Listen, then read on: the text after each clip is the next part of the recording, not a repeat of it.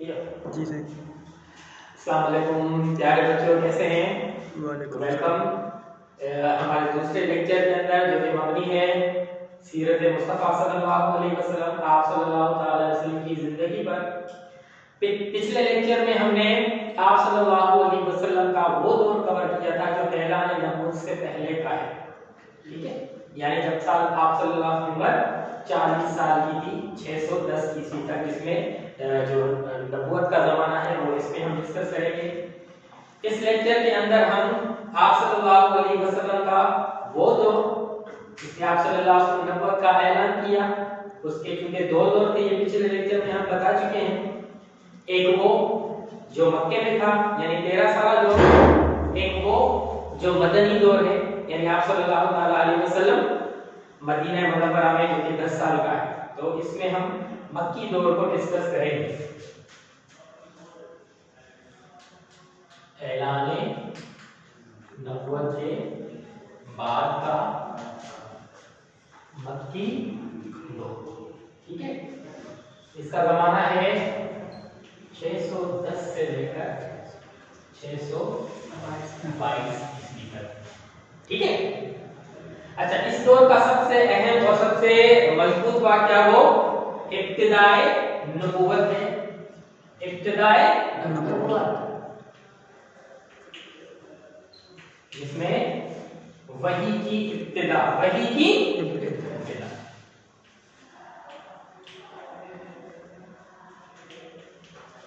अच्छा, वही की इब्तिदा कब हुई? तो आपको पता है कि जब आप सल्लल्लाहु अलैहि वसल्लम 40 साल के हुए तो 40 साल से कुछ पहले आप सल्लल्लाहु अलैहि वसल्लम को सच्चे ख्वाब आना शुरू हो गए। आप सल्लल्लाहु अलैहि वसल्लम जो ख्वाब देखते थे वो सच हो जाता था, ये नबूवत का इशारा था। और दूसरी बात है कि आप सल्लल्लाहु अलैहि वसल्लम खलवत पसंद हो गए थे। आप सल्लल्लाहु अलैहि वसल्म अलहदगी इख्तियार करते थे और अलहदा होने के लिए आप सल्लल्लाहु अलैहि वसल्लम मक्का से 2 मील दूर हिरा, एक पहाड़ी जबल रहमत पर जो है गारे हिरा नामी, उसमें आप सल्लल्लाहु अलैहि वसल्लम घंटों या दिनों के दिन गुजारते और अल्लाह जल्ल शानहू की इबादत किया करते थे।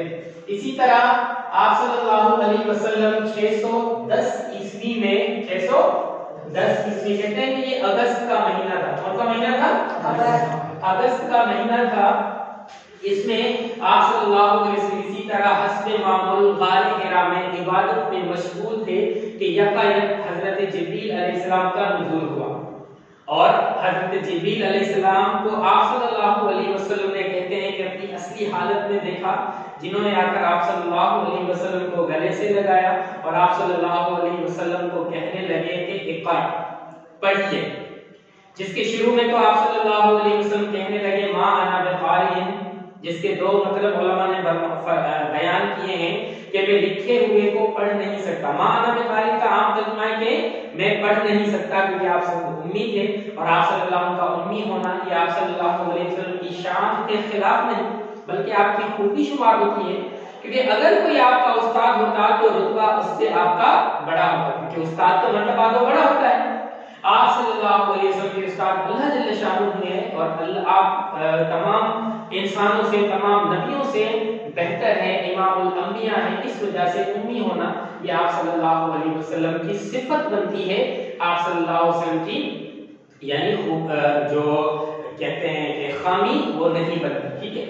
दूसरी बात ये है कि फिर आप सल्लल्लाहु अलैहि वसल्लम मा अना बिक़ारिइन कहना, इसका एक मतलब ये है कि हज़रत जिब्रील कोई लिखी हुई तहरीर लेकर आए थे और फिर कहा कि पढ़िए, जिस पर आपने फरमा दिया कि मा अना बिक़ारिइन कि मैं लिखे हुए को नहीं पढ़ सकता।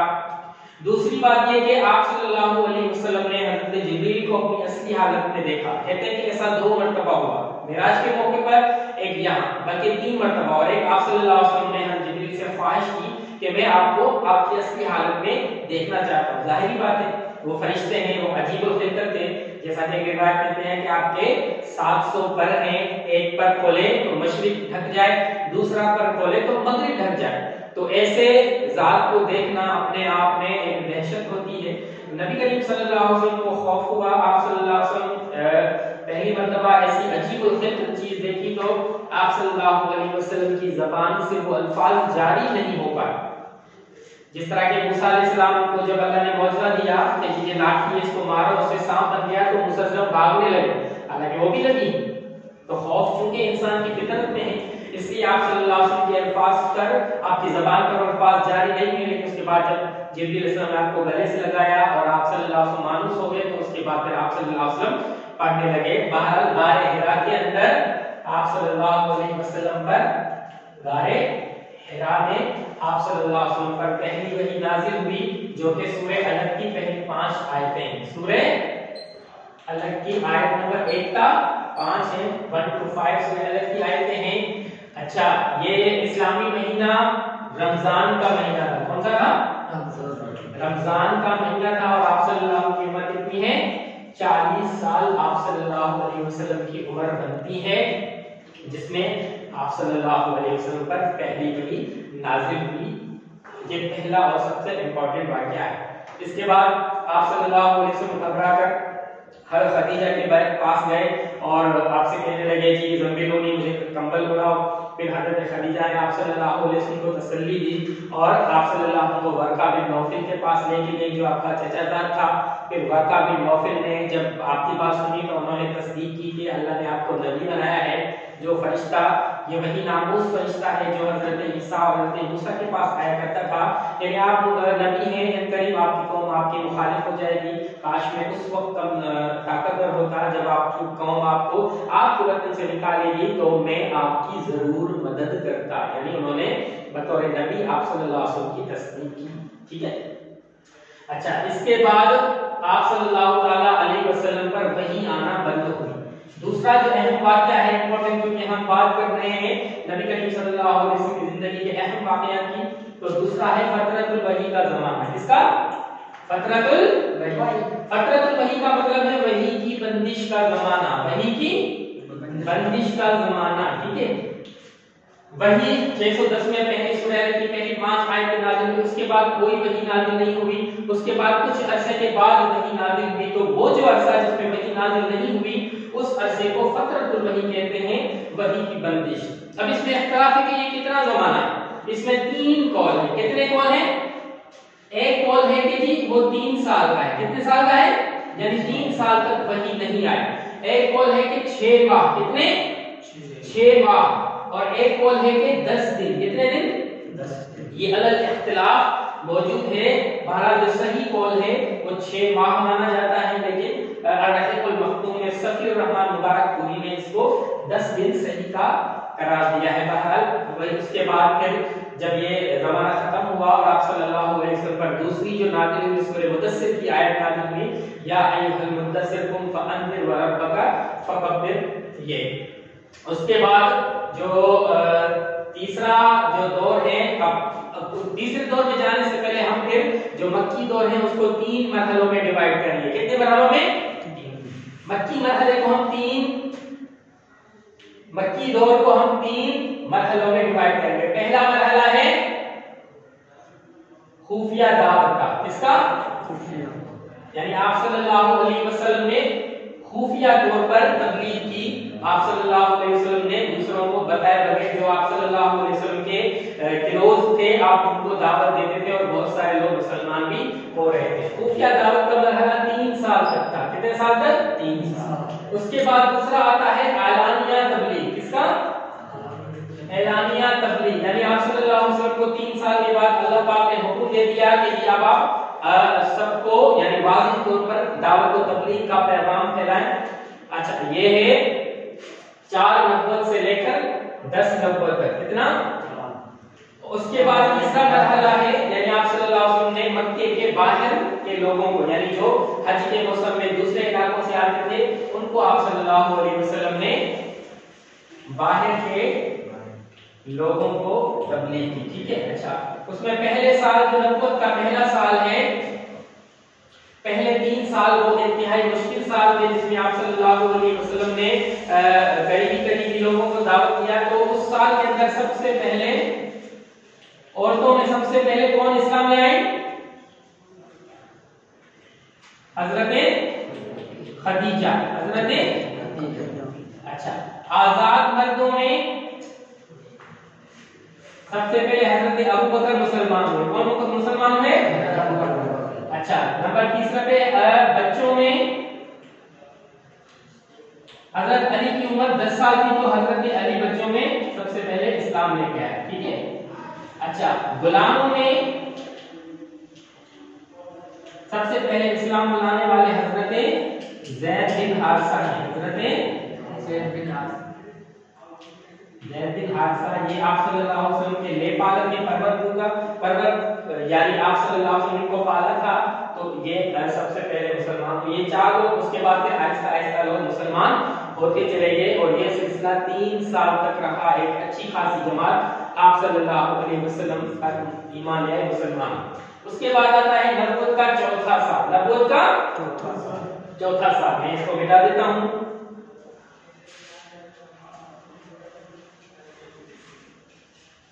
नबुव्वत का चौथा साल, नबुव्वत का यहां हम कहते हैं कि 4 नबवी। ठीक है, 4 नबी को अल्लाह जल्ल शान ने आप सल्लल्लाहु अलैहि वसल्लम को अलल ऐलान तबलीग का हुक्म दे दिया।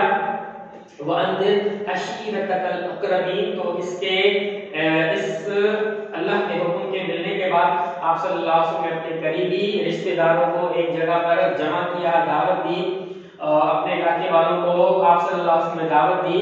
और इस पर जो है ना अबू लहब ने आप सल्लल्लाहु अलैहि वसल्लम ने मुखालफत की और मजमे को तितर-बितर कर दिया। एक वाकया। दूसरा वाकया है कि आप सल्लल्लाहु अलैहि वसल्लम ने वो है सफा पर सबको आवाज दी। कहां दी? सफा पहाड़ी पर आप सल्लल्लाहु अलैहि वसल्लम सबको बुलाया और सबको जमा किया, या सफा की आवाज लगाई, सारे लोग जमा हो गए, जिस पर आप सल्लल्लाहु अलैहि वसल्लम को अल्लाह की तरफ बुलाया और दावत दी। और इस दावत को अबू लहब ने ठुकरा दिया, ये कहकर तब्बन लगा या मोहम्मद लिहाजा जमातना, जिस पर सूरह लहब की इब्तिदाई आयतें नाज़िल हुई कि हलाक हो जाए अबू लहब वगैरह। इसके बाद फिर सबको पता चल गया कि आप सल्लल्लाहु अलैहि वसल्लम ने नबुव्वत का दावा कर लिया है और आप अपने नजरियात लोगों को बताकर अपनी तरफ कर रहे हैं, जिसका नतीजा ये हुआ कि पूरा अरब, जो मुशरिकीन अरब थे, जो बुतपरस्त लोग थे, वो आप सल्लल्लाहु अलैहि वसल्लम के मुखालिफ हो गए। मुखालिफ होने के बाद वो आप सल्लल्लाहु अलैहि वसल्लम के साथियों को तकलीफ देने लगे। आप सल्लल्लाहु अलैहि वसल्लम के साथियों को वो तकलीफ पहुंचाने लगे। जो भी मुसलमान आमतौर पर जो गुलाम वगैरह होते थे वो मुसलमान होते थे, तो वो उन गुलामों को क्या करते, उनको तकलीफ देते और उनको बहुत ज्यादा अज़ियतें पहुंचाते। खुद आप सल्लल्लाहु अलैहि वसल्लम को तकलीफ देते, अज़ियतें पहुंचाते। फिर आता है नबुव्वत का 5वां साल। नबुव्वत का 5वां साल। ठीक है, नबुव्वत के 5वें साल में आप सल्लल्लाहु अलैहि वसल्लम ने मुशरिकीन अरब की इज़ार आसानियों से, उनकी तकलीफों से तंग आकर एक मरकज चुना, हजरत अरकम का घर। समझे? यानी तबलीग का जो मरकज था आप सल्लल्लाहु अलैहि वसल्लम ने दारे अरकम, ये हजरत अरकम रज़ियल्लाहु ताला अन्हु का घर था, सफा पहाड़ी के दूर था। तो वहां पर आप सल्लल्लाहु अलैहि वसल्लम ने अपनी सरगर्मियों की सारी प्लानिंग वगैरह, किसको दावत देनी है या कौन मुसलमान होता था, वो आप सल्लल्लाहु अलैहि वसल्लम उसको बनाया। इसके बाद जब बहुत ज्यादा तकलीफें बर्दाश्त करने लगे सहाबा कराम रज़ियल्लाहु ताला अन्हु, आप सल्लल्लाहु अलैहि वसल्लम को पता चला कि हबशा का एक बादशाह है, अस्सामा उसका नाम था, नज्जाशी उसको कहा जाता था, वो एक रहमदिल बादशाह था। तो आप सल्लल्लाहु अलैहि वसल्लम ने सहाबा को वहां जाने की इजाजत दी, जिसको हम हिजरत हबशा के नाम से याद करते हैं। ठीक है, हिजरत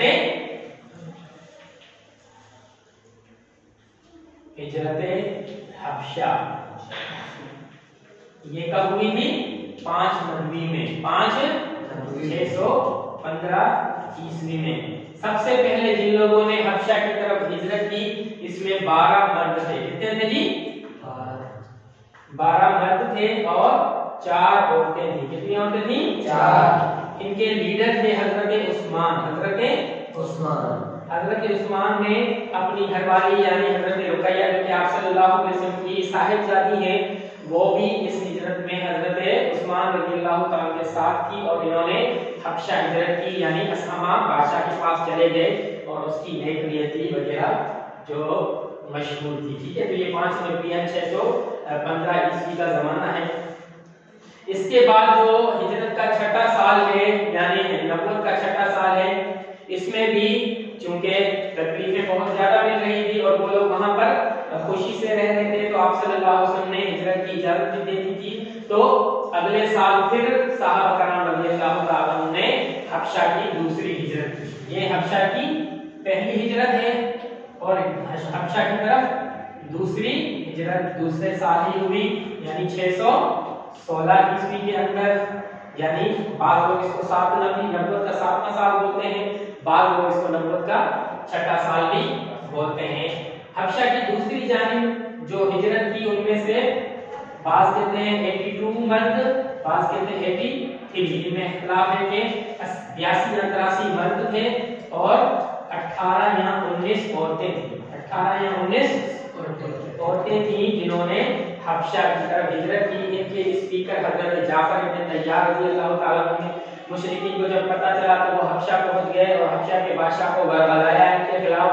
फिर नज्जाशी के दरबार में हजरत जाफर इब्न तैयार ने एक जबरदस्त तकरीर की और उसके बाद फिर उन्होंने सूरह मरियम की आयत तिलावत करके हजरत ईसा अलैहिस्सलाम को क्लैरिफाई किया, जिस पर उसने तस्दीक की कि वाकई हजरत ईसा अलैहिस्सलाम वही हैं जैसा कि कुरान पाक में कहा गया। हालांकि वो मुसलमान वहां पर आराम से रहने लगे। इसके बाद आता है नबुव्वत का 6ठा साल। नबुव्वत का 6ठा साल यानी 6 नबवी का जो अहम वाकया है वो हजरत हमजा और हजरत उमर रज़ियल्लाहु ताला अन्हु मुसलमान हुए। इसी साल हजरत हमजा और हजरत उमर रज़ियल्लाहु ताला अन्हु मुसलमान हुए। ठीक है, तो उसके बाद आता है नबुव्वत का 7वां साल।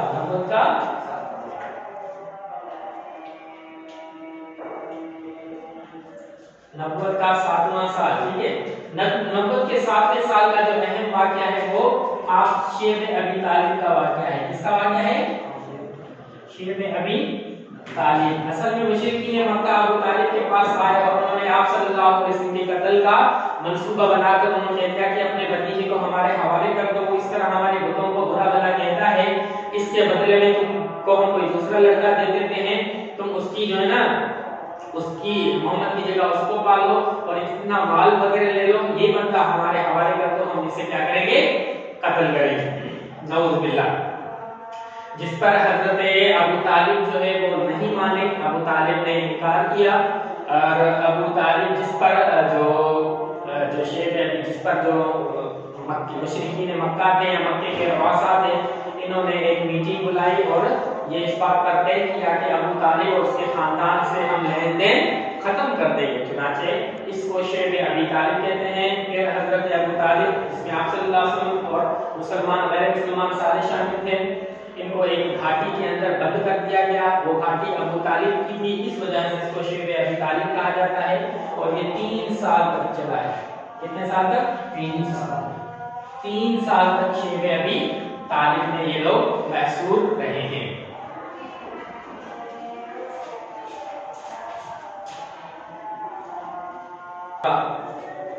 ठीक है, अच्छा, तो ये नबुव्वत के 7वें साल पे शेब अबी तालिब का वाकया पेश आया, यानी मुसलमान और गैर मुसलमान जो भी हजरत अबू तालिब के खानदान के लोग थे उनको एक घाटी में महसूर कर दिया गया।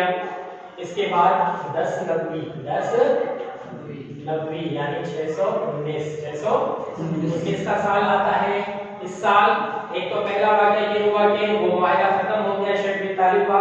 उसका वाकया ये हुआ कि अल्लाह जल्ल शानहू ने आप सल्लल्लाहु अलैहि वसल्लम को आपके जरिए से बता दिया कि दीमक ने वो जो वायदा लिखा था शेब अबी तालिब पर कि जी सोशल बाइकाट करेंगे आप सब के खानदान के साथ, उस सारे वादे को दीमक ने खत्म कर दिया था। अल्लाह के नाम के अलावा बाकी सारा का सारा बच गया था। अबू तालिब ने आकर इसकी खबर कुरैश मक्का को दी और उन्होंने देखा तो वाकई वो वायदा खत्म हो गया था और क्योंकि वो उनके रिश्तेदार भी थे तो ये वायदा वो खुद भी नहीं चाहते थे। फिलहाल जो शेब अबी तालिब वाला साल था वो गुजर गया। ठीक है, इसके बाद क्या हुआ कि हजरत अबू तालिब की जो उम्र थी वो 80 साल के से ऊपर हो चुकी थी, तो इस साल हजरत अबू तालिब का इंतकाल भी हो गया। ठीक है, इसको हम आमुल हुज़्न कहते हैं। 10 नबी को क्या कहते हैं? आमुल हुज़्न, यानी गम का साल, क्योंकि इसी साल हजरत अबू तालिब और हजरत खदीजा की क्या हुई? वफात हो गई। अबू तालिब भी इंतकाल कर गए और हजरत खदीजा भी इंतकाल कर गए। ये लोग आप सल्लल्लाहु अलैहि वसल्लम को बेहद प्यारे थे क्योंकि आप सल्लल्लाहु अलैहि वसल्लम गमगीन रहे, इस वजह से इसको गम का साल कहा। वफात के वक्त हजरत खदीजा की उम्र 65 बरस थी और हजरत अबू तालिब 80 प्लस थे। ठीक है, तो इसको आमल हुज़ुन कहते हैं। ये 619 यानी 10 नबी में ये वाकया। इसके बाद आप सल्लल्लाहु अलैहि वसल्लम ने ताइफ का रुख किया इसी साल। ठीक है, शवाल में आप सल्लल्लाहु अलैहि वसल्लम ताइफ गए। ताइफ में आप सल्लल्लाहु अलैहि वसल्लम साथ हजरत ज़ैद बिन हारिसा साथ थे। कौन थे? ज़ैद बिन हारिसा। आपने 10 दिन वहां पर क़याम किया इस गर्ज से कि वो लोग शायद मुसलमान हो, लेकिन वो लोग मुसलमान नहीं हुए। उन्होंने आप सल्लल्लाहु अलैहि वसल्लम से बहुत ज्यादा बुरा सलूक किया। फिर आप सल्लल्लाहु अलैहि वसल्लम वहां से मायूस वापस आए। उसके बाद फिर 11 नबी का जो साल था, इस साल मदीना से हज पर कुछ लोग आए और आप सल्लल्लाहु अलैहि वसल्लम वहां से आने वाले लोगों को दावत देते थे। तो मदीना से कुछ 6 लोग खजरज के आए थे। असद इब्न ज़ुरारा उनके अमीर थे। आपने उनसे बात की तो वो लोग आप सल्लल्लाहु अलैहि वसल्लम बात को मान गए और उन्होंने कहा कि हम अगले साल बहुत सारे लोगों के साथ आएंगे ताकि आपको आपकी हाथ पर बैत करें। ठीक है, इसके बाद अच्छा 10 नबी को ही मेराज का वाकया पेश आया था। ताइफ से वापस आने के बाद मेराज के वाकये की जो तारीख है वो 27 रजब मशहूर बताई जाती है। 27 रजब 10 नबी। ठीक है, इख्तिलाफ। ठीक है, अच्छा उसके बाद फिर 12 नबी को नबूवत के 12वें साल वो जो 6 लोग गए थे वो वापस अगले साल हज पर आए। तो ये लोग 12 लोग थे। कितने थे? 12 लोग थे। इन्होंने बैते उक़बा उला इसको कहते हैं। क्या कहते हैं? बैते अक़बा उला, यानी पहली घाटी की पहली बैत। ये लोग मिना के पास एक घाटी थी, वहां लोग ये 12 लोग जमा हुए और उन्होंने आप सल्लल्लाहु अलैहि वसल्लम के हाथ पर बैत की कि हम लोग आप सल्लल्लाहु अलैहि वसल्लम का साथ देंगे, मुसलमान नहीं आएगा, हिजरत करके हमारे पास। आप सल्लल्लाहु अलैहि वसल्लम इनके साथ हजरत मुसअब बिन उमैर को कर दिया। किसको कर दिया? मुसअब बिन उमैर को कर दिया कि वो लोग इनको इस्लाम की तालीमात सिखाएंगे, कुरान पढ़ना सिखाएंगे। तो हजरत मुसअब बिन उमैर को उन्होंने मुकरी का टाइटल दिया। मुकरी कहते हैं कुरान पढ़ाने वाला। तो ये इस्लाम के पहले सफीर भी कहलाए जाते हैं। Musab bin Umair first ambassador of Islam. इस्लाम के पहले सफीर भी हजरत मुसअब बिन उमैर को के हिस्से में आया। बहरहाल ये गए अगले साल फिर नबूवत का 13वां साल, 13 नबी नबूवत का 13वां साल था। तो ये लोग वापस आए। हजरत मुसअब बिन उमैर की कोशिशों से भी तो वहां से 75 लोग मुसलमान होकर यानी जिसको हम बैत उक़बा सानिया कहते हैं, बैत अक़बा सानिया। ठीक है, यानी दूसरी बैत जो है वो 75 लोग उसमें शामिल थे। 73 मर्द थे और 2 उसमें औरतें शामिल थी। और इन्होंने मिना पर आप सल्लल्लाहु अलैहि वसल्लम पर के हाथ पर रात के वक्त में बैत की चुपके से, जिसमें ये बातें तय हुई ये लोग आप सल्लल्लाहु अलैहि वसल्लम को और आप सल्लल्लाहु अलैहि वसल्लम के सहाबा को अपने पास मदीने में जगह देंगे और आप सल्लल्लाहु अलैहि वसल्लम की हर तरीके से हिफाजत करेंगे। इसके बाद फिर आप सल्लल्लाहु अलैहि वसल्लम के सहाबा को मदीने जाने की इजाजत दे दी और जिसके बाद फिर आप खुद भी हिजरत का क्या करने लगे, बेसब्री से इंतजार करने लगे। तो आज के लेक्चर में इतना ही। उम्मीद करता हूँ कि आपको समझ में आया होगा। समझ में आया जी? जी सर।